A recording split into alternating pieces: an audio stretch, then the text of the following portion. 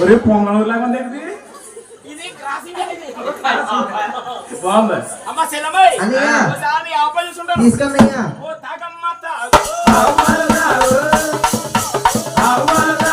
తాగమ్మ తాగు ఆవాల తాగు పరిపంగ తాగు ఆవాల తాగు ఏంట్రా అదొత్రా ఒరే ఓయ్ ఏడు కొండలో దీన్ని పాలు తాగమనిలేనా ఇది పాలు తాగితే మానేసి